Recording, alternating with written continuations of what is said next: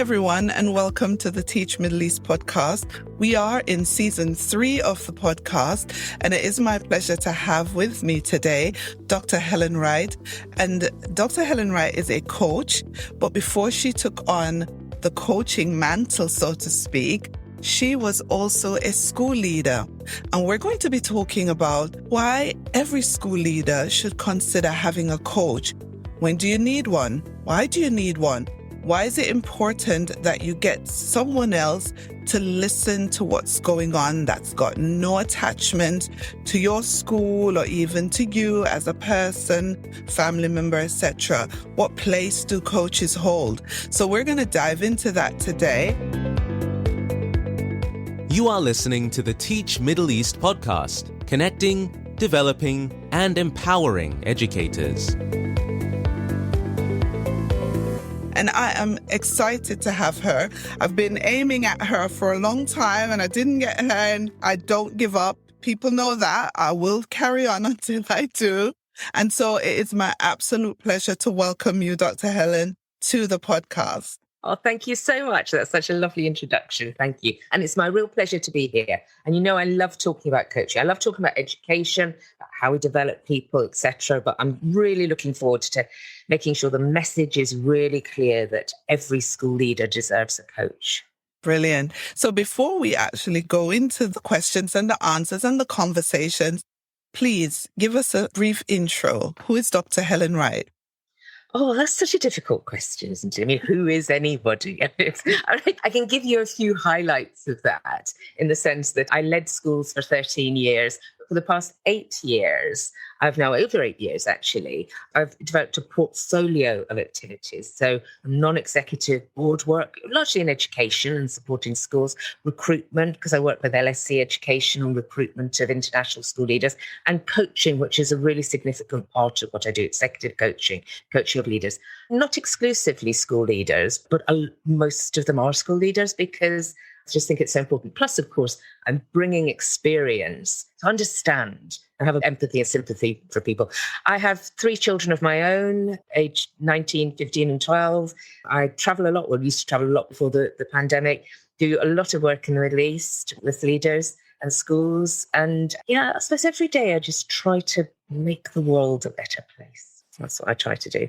I like that. Every day I try to make the world a better place. Can I steal that? I like that. Yes, yeah. And it requires discipline, that as well. Sometimes you've really got to work at it because it's hard, but it's really important. Do you know what? I think that's what people in education do. I think they almost take it for granted that it's just a part of their psyche, that they're trying to make a difference, trying to do something that's really meaningful. And I think that that's a very powerful engine in the world.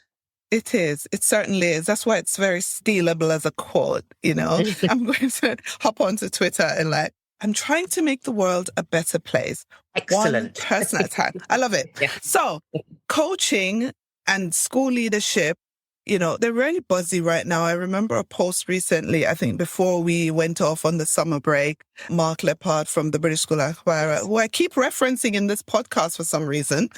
Hello, Mark. He talked about why, asking a question, do you have a coach? Why is a coach needed? Should school leaders have coaches, etc.? And it got a lot of traction, got a lot of responses. I have to admit, I was one of the people he tagged, and I was like, well, I'm no longer a school leader. I left in 2018. However, I still think it's such a relevant topic. And I wanted to talk to you about it because you understand both sides of the coin. So, yes. Dr. Helen, my first question is, what are some of the things that school leaders go through that when they do, really it is necessary for them to think about coaching, or should they be thinking about it before they go through anything? I think school leaders need a coach throughout. And it's almost when you don't know that you need something that you need it. And so if I think about my own experience of being coached, I was a school leader relatively young. Well, I was young. My first headship was when I was 30. And when I was in my second headship, about halfway through the second headship, somebody said to me, I would like to coach you, Helen. And at the point I thought, well, can't invest in me, that's typical. That's absolutely typical that school leaders go, oh, no, you need to spend money on other things first, because we're reluctant to step up and say, do you know what? the school doesn't invest in us as leaders, then it's not going to be investing in the school, full stop. And that process, because I agreed to it, I said, well, okay, then it completely opened my eyes to the power of coaching. Absolutely open, because I was delving into who I was in ways that I hadn't seen before, because we've all got blind spots, our Johari windows, the unknown unknowns. Of course, we're not going to know ourselves. And you do get a little bit surrounded as a school leader by people who will tend to do what you say they will do. And they should do. Or people will challenge you, but actually there's still that power dynamic. And it's quite difficult for you to have honest discussions. Also, there's a lot of operational stuff going on. And even the strategic stuff is, in a sense, has to be operationalized. So when I had this coach and taking that time out, and she really challenged me, and goodness me, not only did I develop, but the school went to the next level. I mean, absolutely did. We were more ambitious about things. It opened up whole other areas, nationally, internationally, for the school. It made a phenomenal difference. And I hadn't realized that could happen because I hadn't thought about having a coach. So that was my first real experience. Then, of course, you do a lot of coaching yourself anyway, so informal coaching. Then I began to think about this a lot more and thinking, if I didn't know that and it required somebody to come along and say, you should be coached, what might have happened if I hadn't had that opportunity? Because I wouldn't necessarily have sought it out. I wouldn't necessarily know, because you don't know what you don't know. And I do think, when I step back, I think that leaders need coaching into a role. So there's that sense of, what role are you going to do? Where are you headed now? And then also that mixing, that connecting with the environment you're in, somebody to ask you those questions, because that's what coaching is all about. It's about asking challenging questions and helping you come up with action plans around that. So you ask the question, who are the people? What are the needs? All of those things that may seem obvious and aren't, because they're all about human beings. So people need coaching into a role, and then coaching through the role, because goodness me, there's such a lot that happens in a school leader's life. And it's people relationships, external events, family issues, themselves personal issues. There are all sorts of things that you cannot really talk to anybody in school as openly as you can talk to an external confidential source. You just can't do it. There are too many areas. People say it often as from a governor's perspective, and I chair the board of an international school, and I know that I want to be able to coach and help the principal, but in actual fact, I know there are things the principal's not going to tell me, because even if I say I've got my coaching hat on and there's confidentiality around that, they're not going to, because there's an element of, I'm part of the group who pay their salaries. So that's why people need external focuses for people to be able to talk to them. So there's that whole coaching through the role. And then there's the coaching out of the role as a coaching to the next step. Where is it you want to go? Or when is the time to start moving on? Because you're not going to be in that role forever. You're not going to be in the same part of the world forever or have the same family circumstances. That's not going to be the same. So what does that look like? What do you need to keep checking in on? What do you need to see? Where can you see the signs? And also, let's not just get to the point where you fall off a cliff and then have to do something. What can you plan for? You can't plan everything, but you can have a good coach. Then you've got somebody who's helping you look ahead to the future. You ask the question of what is it that people really need a coach for? My answer to that is everything. Everything. Yeah. You don't know what you need a coach for until you have a coach. And that rigor of being there. It's funny. One of my coachees once said to me, because usually, you have coaching with Dr. Helen, there is usually some homework to be done, something. And it's the power of the coaching is in the bit between sessions. And he said to me, when I knew we were meeting today, I did all of these things. I made sure I know that. I said, I did all of this stuff that needed to be done. It was just like the thought of it being in the diary. You always just need to schedule it. And then it's okay. But actually, obviously you do need to spend time in the coaching session. But I thought that was important too, that sense of a guide, somebody working alongside you, supporting you, being there for you as a school leader, utterly focused on you. And that is where the power of coaching comes in. Yeah. It's brilliant. I want to take you back to your own coaching and I want to drill down a little bit. Can you think of a specific thing or a specific scenario where the coaching helped you explicitly to unravel what was happening there? Yeah. So I said that the school moved to new heights because of that. So one of the things that I uncovered in the coaching was that I was, at that point, the school was running really well. It had gone through a lot of transformation. We had to change a lot of things. You usually do when you go into school some way or another.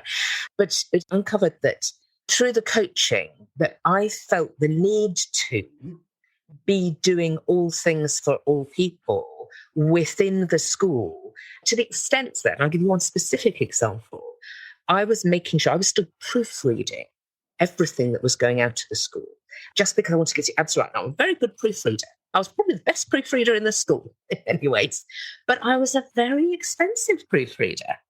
And the coaching helped me appreciate that and understand that. And that unlocked something for me because it meant I had to release that to other people, to trust other people.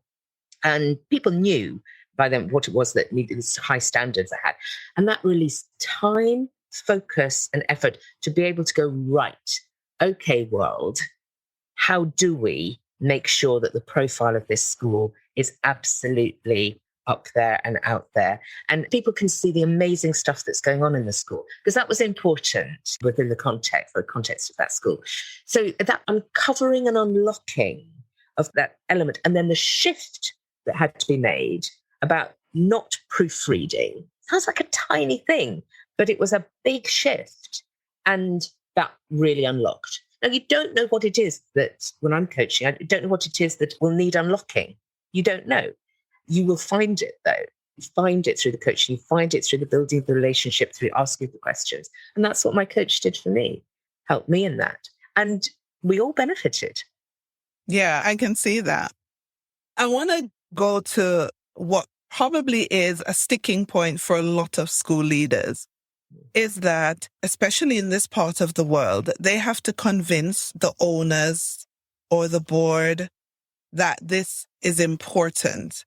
And that is something that they need to come out of pocket for, to get a coach for maybe the senior leadership team, or even extend it further to the middle leadership team. Because you say you have to be coached into a role, you have to be coached while you're in the role, and you also have to be coached when you're exiting that role. How do they convince their boards or their owners that this is something that is necessary? Do you have any tips or strategies? Because it's going to take convincing to get people, especially in this time, to let go of money for coaching. Well, by the time we finish this podcast, what I would suggest to them is just listen to this podcast and get. I think that's the plan, because the more that people say it, the more people go, yeah, sure. I mean, can you think of any leader in a FTSE 100 company or top company anywhere who doesn't have a coach? Everyone I've come across that level, working beyond education, they have a coach. Of course they have a coach. It's just an obvious thing. You could give any sports person who doesn't have a coach. Of course they have several coaches, different aspects. People have coaches. Leaders have coaches. And I think what we've got to do is get to the point of just saying, well, this is so obvious and clear that that's what's needed. So that's why it's really important that schools lead by example. And I think maybe 10 years ago, people saw coaching as something where you coach if there's a problem, and you coach in a remedial way. I mean, I've certainly seen a tipping point where people aren't saying that. They say, I want to coach because I want to grow. I want to coach because I want to develop. Now, the more that schools say that and do that, I think the better. Now, you referred to what Mark Lippard said in his recent the trail and LinkedIn. And that's a really interesting trail to look at, because the number of people who are coming forward saying, yeah, but of course I've had a coach. I have a coach. I work, my school provides me with a coach. And so in order to persuade boards who maybe haven't thought of this, I think that's a very good starting point. But you know what? I think there's something deeper than that as well. I think it's the fact that people need, and school leaders need to say, first of all, I deserve a coach. And so often what holds school leaders back from even taking that to the board or to the director of education is that there's a bit of them that thinks they don't deserve it. Might be a bit that thinks they don't need it, but then people need to overcome that because we all need help from other places in lots of ways. But I think it's deeper than that. I think it's that sense of, do I deserve a coach? Couldn't I spend my money, or the school's money, on other things that would be more effective? Well, no. It's that question about, when you're in an aircraft and they go through the bit at the beginning when they tell safety you what to do, procedures. Emergency. Yes, that's right. And that bit is very about the mask is really, really important. They say it each time because it's not quite intuitive. They say, put the mask on yourself first before you help others. And they say it because it's not absolutely intuitive. We often want to help others. And I would say that female leaders, in my experience, are much more likely to want to help others before themselves, much less likely to want and demand a coach. But that's a gender issue, which you've still got to work with. But I think I see it across the board, though. So you have to invest in yourself as a leader. The school, the board needs to invest in you as a leader if you are going to be able to take the school to the next level and make it the best school it can be, or set of schools it can be. So I think it starts with the individual, but equally people need to look out and point out at all the great examples that are going on of coaching and seeing how effective and impactful it is. And of course, it's not actually as expensive as people might imagine.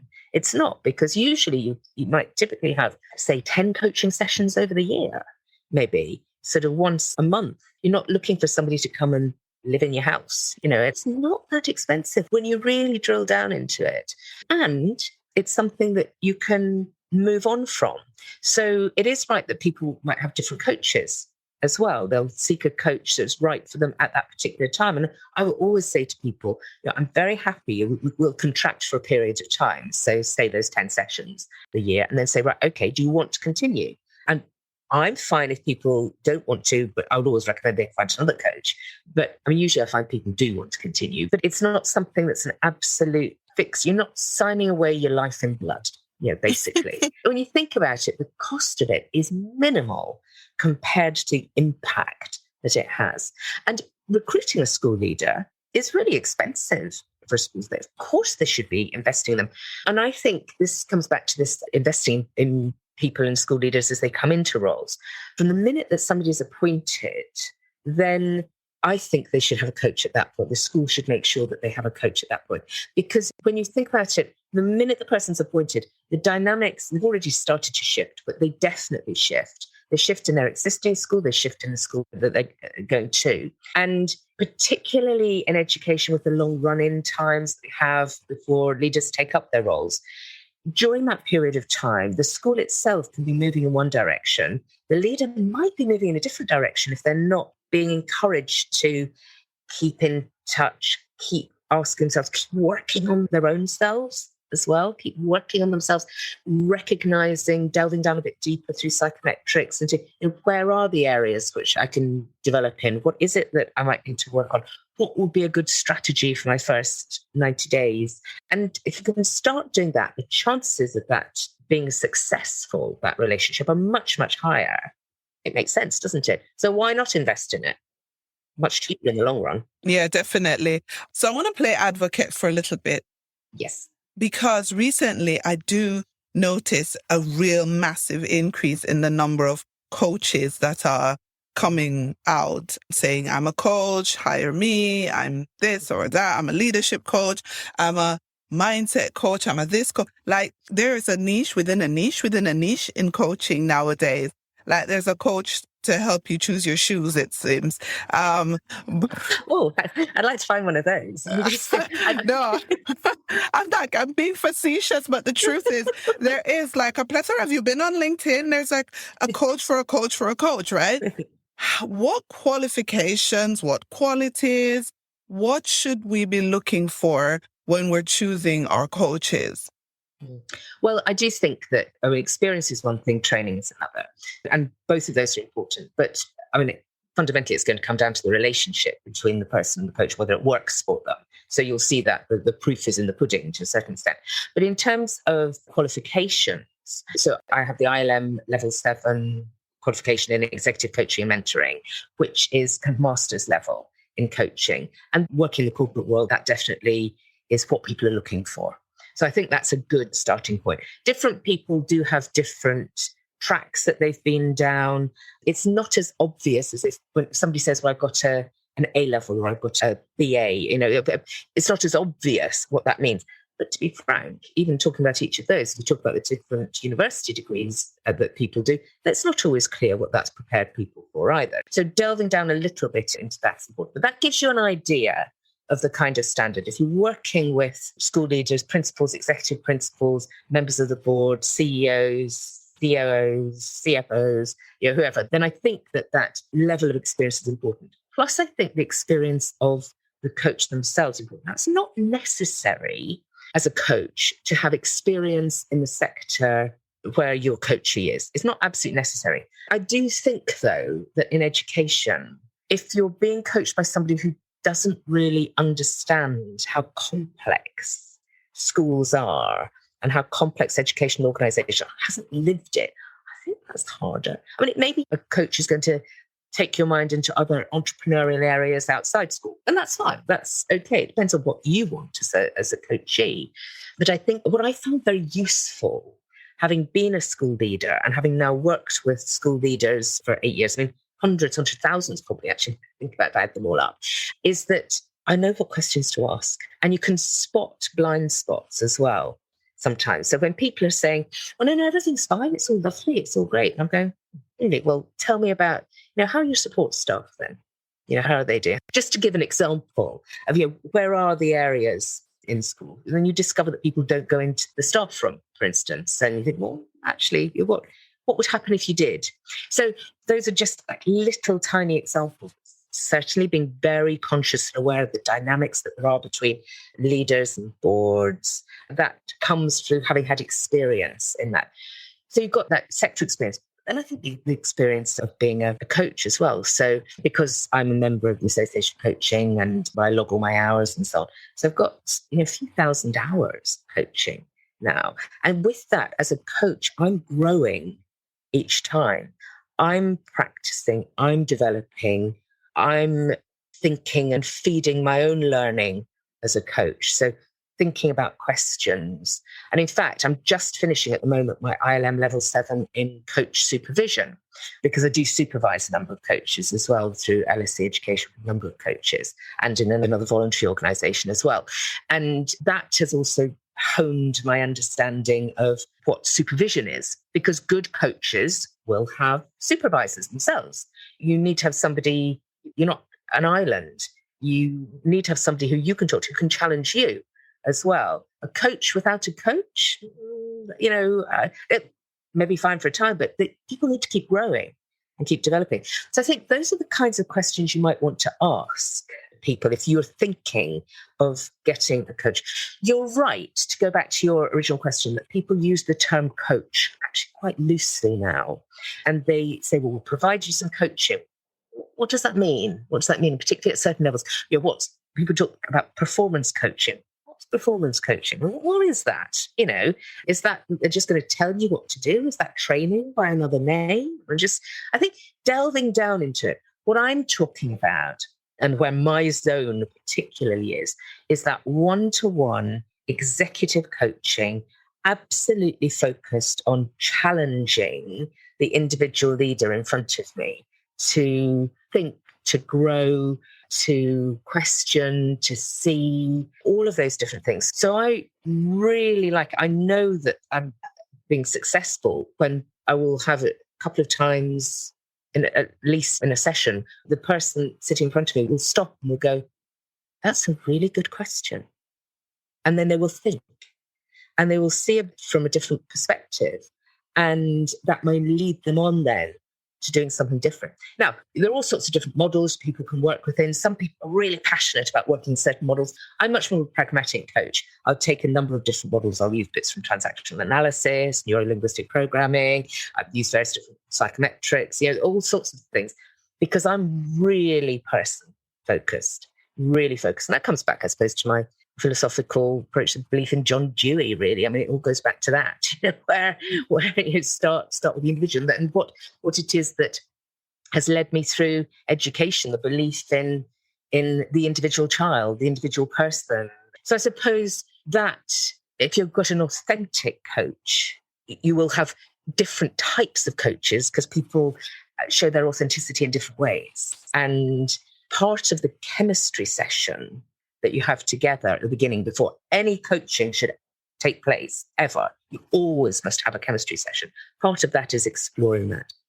Recommendation is important as well in that then, isn't it? Because if somebody said to you should speak to so-and-so, that they'd be a really good coach for you. That person is saying that they know you and they know that person. So that's making a connection there. So there are lots of different elements that make for a really good coach and how you can see what a really good coach is. But does that give you an insight into some of those different facets? I mean, it does. I still want to drill down a little bit. When you talked about chemistry session, what happens in that session? Right. Yeah. So that is, I will never take on anybody as a coachee without having a chemistry session with them. And that means getting together with them. So, I mean, online is fine. Understanding from them what they would like from their coaching. Why are they interested in coaching? And then I will talk a little bit about me, but I'm really interested in them, obviously, and encourage them to ask me questions. And we'll talk about some practicalities around the coaching as well, time, cost, those sorts of things. But it's really trying to get an understanding, from my perspective, is getting an understanding, can I work with this person? Do I feel inspired? Do I feel as though there's a purpose there? And for them, it's important for them to think, can they work with me? Do they like me enough? Do they trust me? Because you have to trust a coach. You need that strong, confidential space. You have to trust a coach. But if somebody was saying to me, well, I've been told I need coaching, not sure I really want to do it, then I'm not going to make them, because that'd be daft, wouldn't it? So it's that period of time. It could be half an hour, might be longer, when you're just exploring a little bit and finding where you connect as well. Where do your values connect sufficiently to be able to think, yeah, there's a basis of a good relationship here. Is there anything that would make someone uncoachable?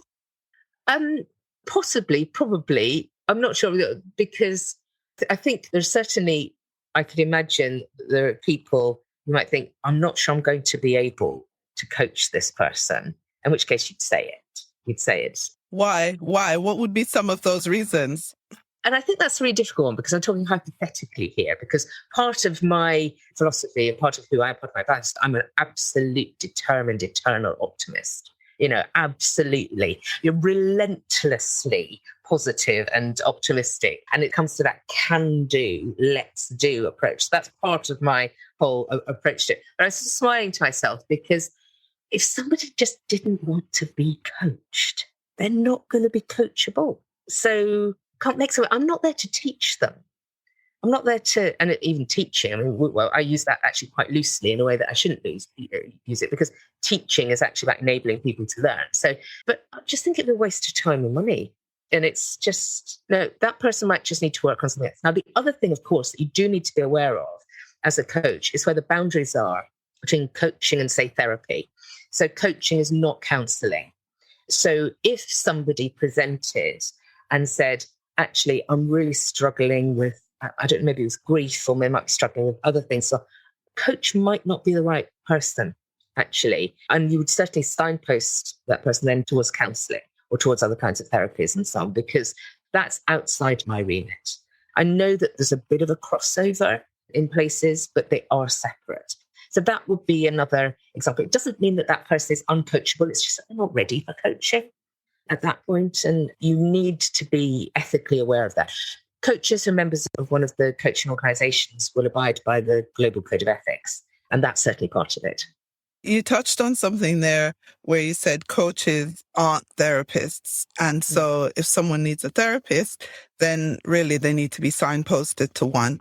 But when it comes to coaches, I'm always curious, do coaches give you the answers, or do they just sort of talk you through working it out for yourselves? Like, what are we getting when we sit in a session? Yeah. Well, fundamentally, if we're in a session, you have the answers already within you. I believe in you as a person, as whoever is sitting in front of me, as a person, you have the answers. The human spirit is amazing.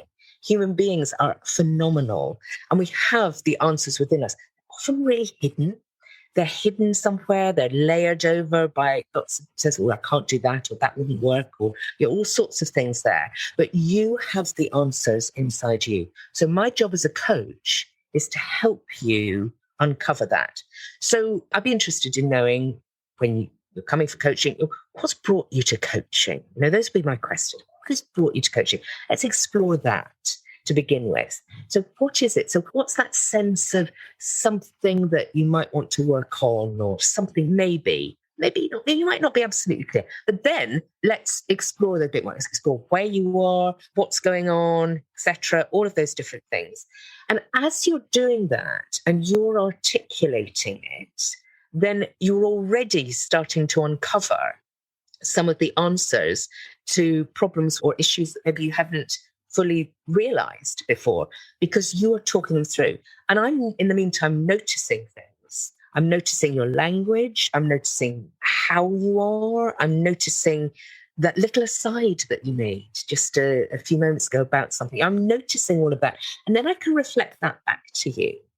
Now, we do want you to move on. This isn't just about sitting and wallowing in thoughts and feelings. So, no, we've got to move on. But at the beginning, necessarily where it is you're going to move on to, you won't know what the solution is. I'm absolutely not going to say, "Oh, right, I see you've got a problem there. Let me tell you the solution." Here we are. So you have no ownership over that. And that's my opinion, not yours. It's a privilege to be a coach, to be listening, utterly focused on the person, hearing what they're saying, drawing out, pulling out those elements, and then go, "Right, okay, so now what are you going to do about this?" And then there are lots of tools that you can use and so on to help people with that. But I get a great deal of satisfaction from that, because it's a privilege to be able to enable people to become the best of themselves. It's amazing. Why else are we in education? This is just a different aspect of this. Yeah, no, it's really true. I could actually listen to you all day. You have a very nice way of delivering what you say that makes people just kind of just want to listen. But I want to talk to you about scenarios in which leaders, is it too late at any point for a leader to be coached? Is there a point where it's just too late? So are you talking about, for example, a situation where a leader might have got into some kind of difficulty with their superiors or something? The answer is it's never, ever too late. But the outcome could be different depending at what point that the coaching was taking place. So it's never too late to recover from something. It's never too late to decide to take a certain path, but your options might be more limited if you've let it get to a point where, say, there's been a breakdown in relationships with people. And which is another reason, of course, why coaching all the way through what you're doing in your job is so important. So sometimes things do go wrong in schools. It might be because of the individual, it might be because of the relationship, it might be for all sorts of reasons. And at that point, I think the job of the coach is to work out with the leader, what are the options? What's actually going on? What are you feeling? How are you managing where you are now? What is it that you can see as a way forward? And then let's think about how we help you get there. What is it you can do and so on. So when you say, is it ever too late? Well, it might be too late to rescue that situation, but it's never too late to ensure that coachee, that leader, emerges the best of themselves and that they're able to go on and do something. Because often if something hasn't quite gone right, there are reasons for that which can go quite deep, and it might never have been the right place, or it might have been an impossible situation to be in. So if that's the case, well, what can you gain from it? Amazing experience. Sometimes when things don't quite go right in organizations and people have to move on and take a slightly different path than one they thought. I mean, the number of times people turn around and say, well, that was amazing. I just needed that. I'm now in a place where I want to be, where I'm happy. I'm the round peg in the round hole now. And sometimes you'd rather it was more comfortable than it can be sometimes. I think that's where self-awareness comes in, working with people, about coaches to help, all of that. That's part of that. Definitely. Lovely. I just glanced at my watch. We've been chatting for like 45 minutes straight. It did not feel like that at all. I'm just sitting here, just soaking it in. What does successful coaching results look like? So a leader having gone through coaching and come out the other end, what does that look like? Well, remember that part of what I'm saying is that really there shouldn't ever be another end come out of, that there's something that you keep working through. Oh, so you'll never, right. Well, because because then you have self-coaching, you have that, I think you develop a coaching awareness. I think it opens up, coaching opens up you to become the best of yourself, to recognize who you are, to have the appropriate humility around that, the appropriate ambition around that, be able to understand your values, find yourself working then towards being in the right place at the right time, doing the right thing, the right environment, all of that. And coaching helps you on that journey. It's not going to present it, stuff, bang, here it is on a piece of paper, look what you've got to do, just follow this. It's not that. It's a unique process for each individual. And as I say, you sometimes need different coaches at different times of your lives. And that's where the values of the coach and the experience of the coach and the areas in which the coach works, those are all important elements to consider when choosing a coach too. And you can try out a coach if you want. You can try that out, because if it helps take you that bit further forward in your life, then that's amazing. Remember, we only have one life and we want to make the very most of it. And I think we owe that to ourselves, but more importantly, we owe that to the world and to our fellow human beings to make the most of what we do. So it's like, we can't do it alone. So let's find ways to help us. And school leaders are in a particularly important role because they have responsibility for the lives of so many people and can influence so many people. So let's really help them be in the right place at the right time, doing the right thing. Wow. I'm not going to ask any more questions. I think that's a brilliant, brilliant, brilliant place to end the pod. Thank you so much, Dr. Helen, for coming on the Teach Middle East podcast.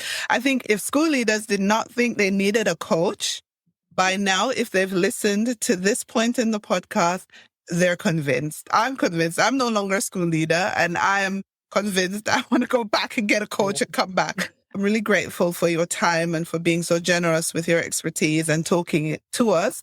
And how can people reach you if they want to talk to you or want to get to have an exploratory chemistry session with you? Well, I'm not difficult to find, and LinkedIn's probably the best way. A lot of people have my own personal contacts, but LinkedIn is the message me, connect and message on LinkedIn, or connect through LSE Education. So I'm not difficult to find, and I'm out in the Middle East quite a bit anyway. But it's been a great pleasure. Thank you so much. And I've quite enjoyed answering the questions rather than just asking them today.